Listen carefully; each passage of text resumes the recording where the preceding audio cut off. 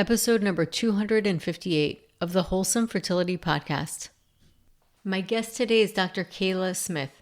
Dr. Kela Smith was actually on the podcast before, on episode 90, but since then she has gotten her Ph.D. She's a Holistic-Integrative fertility and hormone doctor and holds a Ph.D. in natural and holistic medicine from Quantum University, and double board certified as a doctor of natural medicine and a doctor of humanitarian medicine from the Board of Natural Medicine Doctors and Practitioners and the Board of Integrative Doctors. Dr. Kela is also board certified functional nutritionist from Functional Nutrition Lab, a 5 times board certified health coach from Health Coach Institute, and board certified through the American Association of Drugless Practitioners. She also founded the Hormone Puzzle Society and the Fertility Coach University.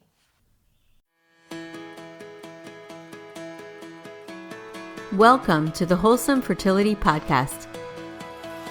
I'm Michelle, a fertility acupuncturist here to provide you with resources on how to create a wholesome approach to your fertility journey.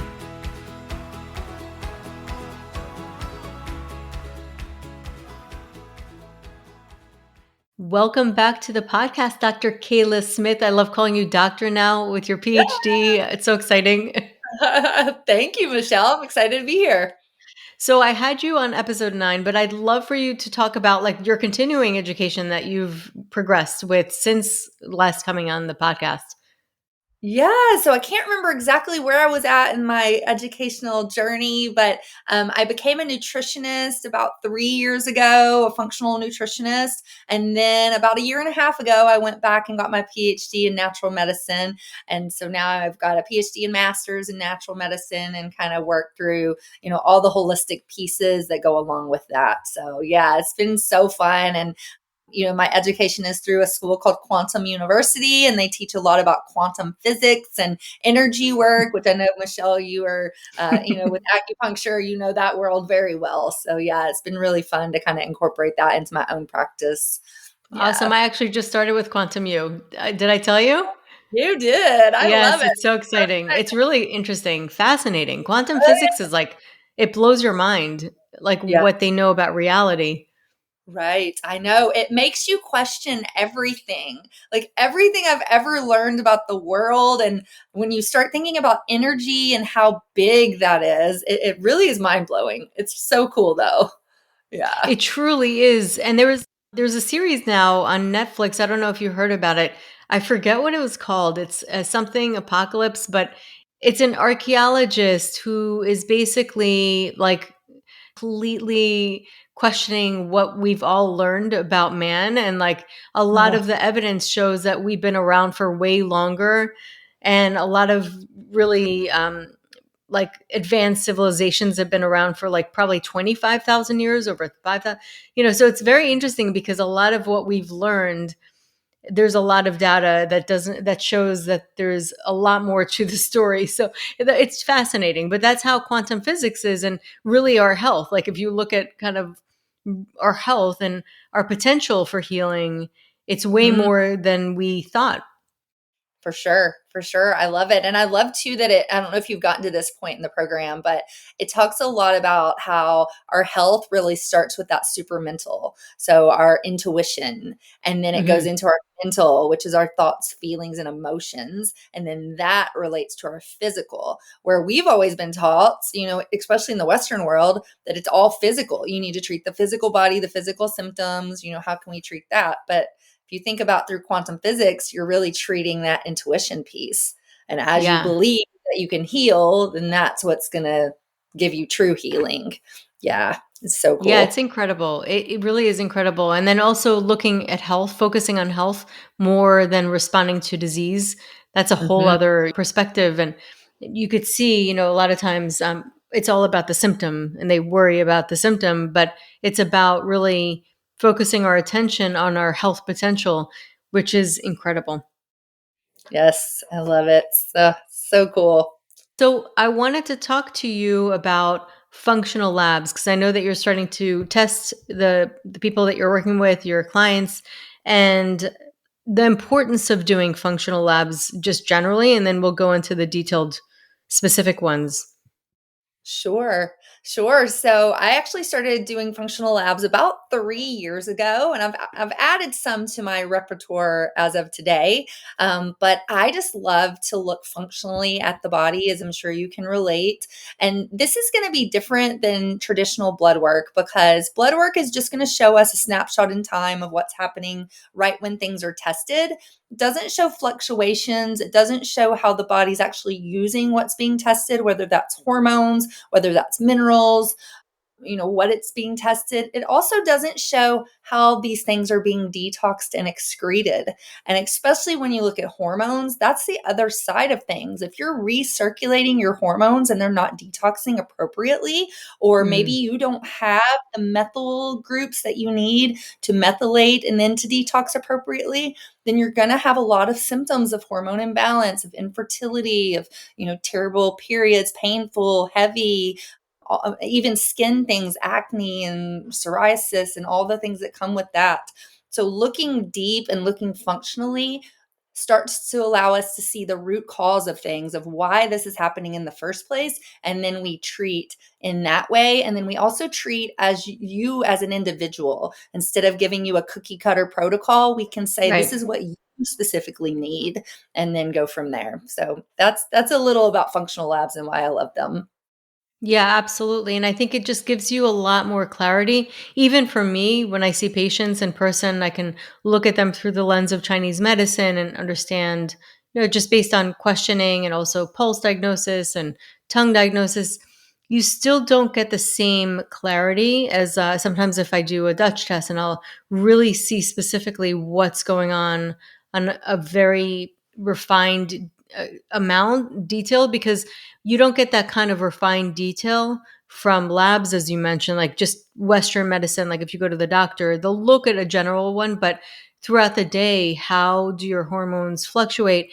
And it's interesting because I think that the reason why a lot of people might hesitate on doing it is because it's costly. It's a little bit more pricey, and insurance typically doesn't cover those types of labs. But I feel like it actually could save you a lot of time and money to understand things up front.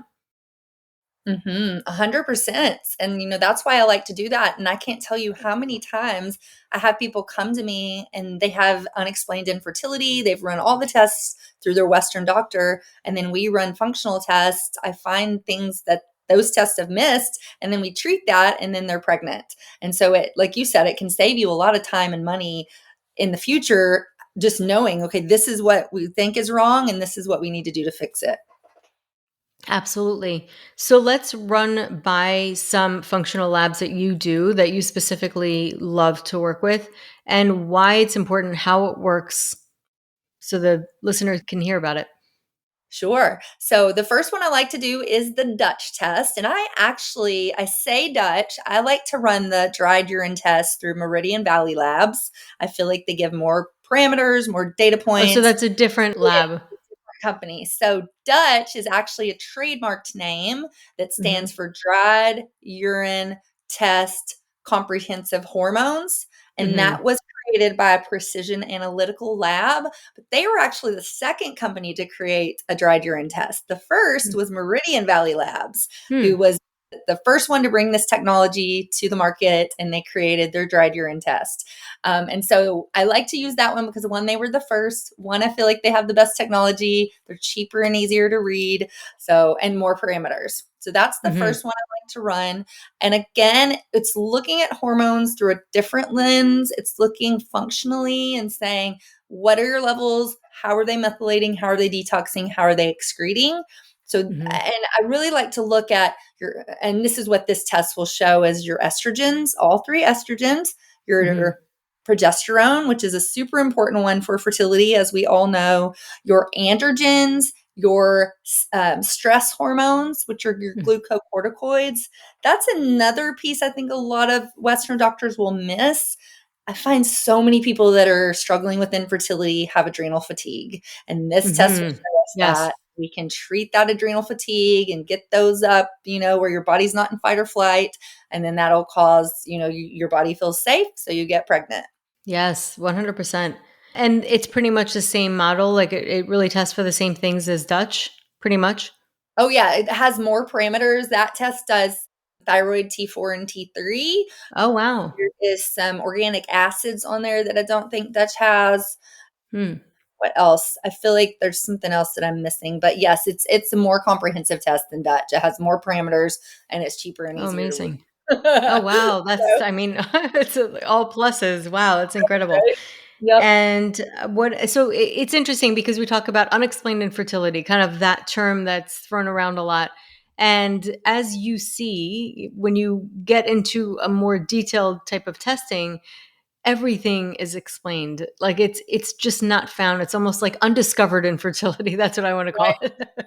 Although I don't love the I word, but yeah, Yeah. it's undiscovered, fertility challenges. That's really what it is, because when you fine tune the testing, that's when you're able to really get in to the small details of exactly what's happening in the body. Exactly. And I like to talk about it too, as we're looking for things that need to be fixed or optimized. So something can be normal, but if it's not optimal, then sometimes that's what's causing the infertility. So once we fix and optimize, then the infertility Yes. goes away and you're pregnant. Yeah. Yeah, love it. Yeah. And then you were talking about microbiome, which is like, oh my God, it's so important. Your gut health is like it has to function really for everything, but especially reproductive health. 100%. So I love to run a microbiome analysis. I do Biome FX from Microbiome Labs. And the reason Mhm. why I chose that test specifically is because one, Microbiome Labs is one of the leaders in this industry as far as gut testing and gut health. But Yeah. two, that test is the only test on the market that does not just show what bacteria is there, what your microbiome looks like, who's there. It also Hmm. shows how they're interacting with each other, Oh, how that's the incredible. whole how the environment is. It'll show markers for inflammation. It'll show if you have any opportunistic bacteria that are wreaking havoc. And sometimes I find that, yes, some people do have telltale gut symptoms, so they know something's wrong with their gut, but some people don't. Some people, the only Right, right, symptoms they're having is infertility symptoms. And so we right, look at her gut and I'm like, this gut's inflamed. This gut has bacteria in it that's wreaking havoc. And maybe they haven't gotten to the point of it being bad enough to cause gut issues, but it's causing their infertility. So again, fix right. the gut, heal the gut, then they're pregnant. Right, exactly. Very, very important point. Like you can have firm stool, you can have completely be regular, go every day and be fine and not have bloating, but you could still have gut issues. Exactly, because sometimes there's symptoms that people don't correlate to the gut that are actually gut symptoms. So, Yes. yeah. And that could be joint pain, headaches. I mean, it really ranges from so Exactly. many things. And could that also see food sensitivities, or is that a completely separate thing? Yeah, so that would be a separate thing. And I always like to start with the microbiome first because if the microbiome is off, then you can do a food sensitivity test. It might say you're sensitive to certain foods, but it's actually the microbiome that's off, not the foods that you're sensitive to in themselves. So I always tell people save your money, don't do that sensitivity test first, do the microbiome test first, see what that looks like, treat that, see if your symptoms resolve. If they don't, then we can dive into some food testing to see if that's also an issue. Because I know that there are certain ingredients in food, which I'm not even sure would be tested or picked up on a food sensitivity panel, like food thickeners or like thickeners that can actually impact your gut microbiome. Mhm. Yeah, I would say stay away from any thickeners if you can. Yes, Stay that's away, even smart though, advice. yeah, you're not Yeah. gonna go Or sensitive. processed food because you don't even know what's in it. Exactly. Exactly. If you can't pronounce it, then you probably don't Right. need to eat it. And a lot of times people will say to me, "What can I eat?" But if you switch your mindset and you look at every food that's a natural food, all the vegetables, all the fruits, all the nuts and seeds and that type of thing, there's so much you can eat, but it's Yeah. switching your mindset and learning how to eat based on that versus from a package. Yeah. No doubt, for sure. And talk about okay, so microbiome, so it's BioFX, and that is made by a company which has one of my favorite probiotics, which is Megaspore Biotic. Yes. incredible. As I've learned through these tests, if their microbiome isn't ready for that multi-diverse spore probiotic, then it's going to cause more harm than good. Whereas they have Hmm. another product that's called HU58 that's just one spore of a probiotic. It's one bacterium. So sometimes if somebody is really inflamed or if they have leaky gut or if they have, anything like that, I'll start slower than Megaspore. So what I'll usually do is I'll start with something called IgG, which starts to lower that inflammation, Yeah, starts to rebuild the gut that's a good lining. one. And then I'll put in that HU58 to kind of start to repopulate slowly.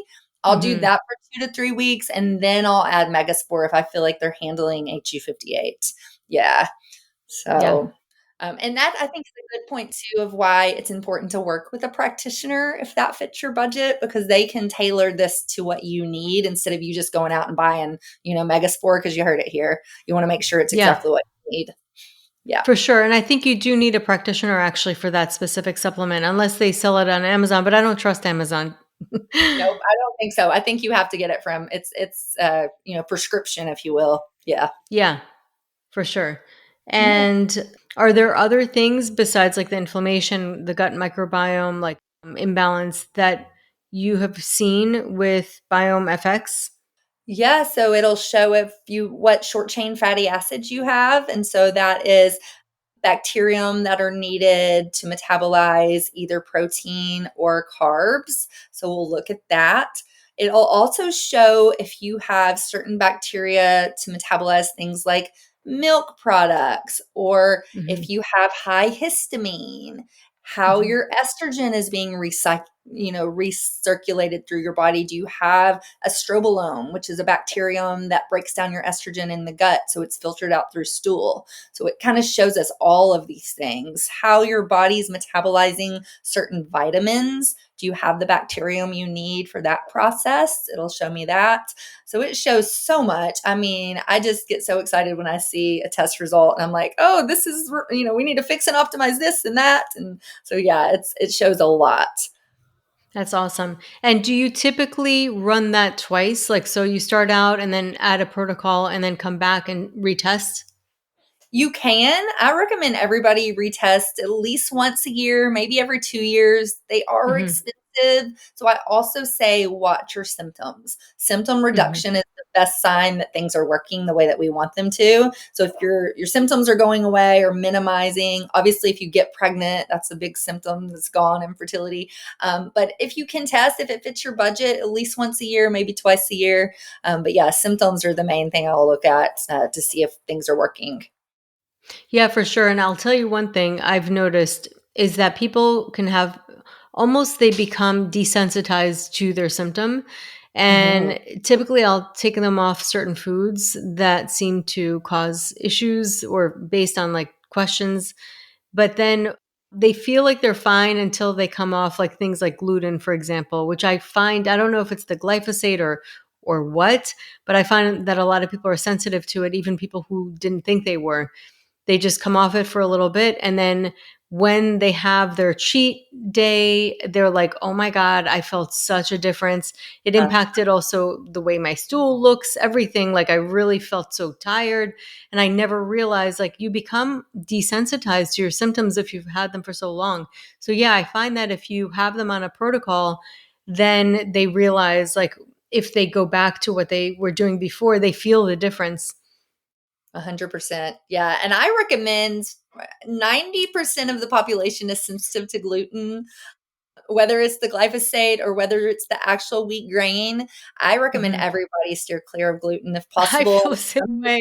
I know it's kind of like a hot topic or sometimes it can trigger a lot of people, but I'm Yeah. telling you, it triggers people because, carbs are addictive. Yes. And we love our pasta and pizza and bread. But I feel like now more than ever, there's so many different ways to be gluten free where you can still enjoy those foods. There's so many substitutes that you can do. There Like, are. I made a pan of these like cheddar. I don't even want to call them. They're like these little cheddar muffins the other day. Zero Mm. gluten. I used tapioca flour and Oh, an wow. egg and some Sounds water delicious. and a little tiny bit of like real cheese, and it puffed up like a biscuit. I was like, how Oh, did this wow. That's delicious, cool. gluten-free, it was so good. But yeah, I'll there's so have to many get the substitutes. recipe. Yeah. That's awesome. Yeah, that's one of the things that I always tell my patients. I'm like, it's a lot easier than you think. It's really Yeah. not as bad as you think. My husband, it turned out he was sensitive to gluten. And if he can go gluten free, anybody could go gluten free. Yes. He loves bread. Oh, yeah. So let's talk about the hair tissue test. Yes. So this is the third place I like to look. So it's the hair tissue mineral analysis. And most of the population is mineral deficient. They don't realize they are. Multiple minerals, the mineral balance, all of it is usually off in most people. And it's just because how depleted our soils are, how depleted our Mhm, food supply is, how many toxins that are in our environment, heavy metals they get in your cells and kind of clog the cells so the mineral can't come in. And so then you get imbalances. So I do mineral testing through hair because it's a mhm, tissue, it's non invasive. And mhm, looking in tissue versus blood, blood again is only going to show us a snapshot in time of what's happening. It also is a transportation mechanism. So it's transporting minerals throughout the body, doesn't show what is in our cells and what we're actually using. So hair mhm, tissue mineral analysis I love to do. It can also show me how your thyroid is performing, how your adrenal glands are performing, if you're a slow or fast metabolism, metabolizer of your minerals. And so, yeah, it can show me so much. And it's 12 weeks of data versus just a single snapshot with blood. So, yeah, it's a great test. So 12 weeks. So is that something that you check, like you kind of collect over 12 weeks? No, it's one collection. You do a teaspoon of hair, but in Mhm. your hair, when they test it, that's 12 weeks of mineral, that Oh, your for hair. what has grown in the past, like Exactly. That's oh, what interesting. held in your hair follicle and in your hair spout. So how that works is, your hair is underneath the scalp before it pops out of the follicle, and it's around all that blood and lymph and all that stuff. And so when it grows, it kind of crystallizes and holds those minerals into that hair. So Oh, yeah, it's interesting. really cool. Yeah, great technology. Oh, wow, and what kind of minerals does it check for? I'm sure magnesium, Calcium, calcium? sodium, magnesium, potassium, those are your four main minerals. They really control everything else, but it also checks every single mineral and submineral, everything from, zinc and copper and magnesium and, Mm, all of interesting. them. And then it'll show heavy metals. So I find a lot of people have high mercury or high aluminum, or they've got these toxic metals that are inside their cells that are clogging up and not letting the cell take in these nutrients and minerals. So then it Wow, can't do what it needs interesting. to do. Yeah, it's really cool. Yeah. Fascinating. And do you usually recommend, if that's the case, if they have high mercury or high heavy metals, things like fulvic acid, bentonite, clay, like, just something to kind of flush out or Yep. kind of like chelate? Exactly. So we'll make sure that we get their minerals balanced through food. Sometimes we do some supplements. Again, I start with food first, kind of like what you do, Michelle, but then we go into some supplements if needed. But yes, then we'll do like a clay or, a charcoal or there's some really good binders out there on the market. So I'll use one of those usually. Quicksilver, I really like, they have like a Love them. Push blood catch. mineral. Yeah. Yeah. I love the push catch because it's, that's, I Oh, think, yeah. what was missing in a lot of detoxes, that they would just have the push, take out whatever toxins are happening in your body, but then it would circulate in your body and cause you other symptoms. That's why people would get headaches.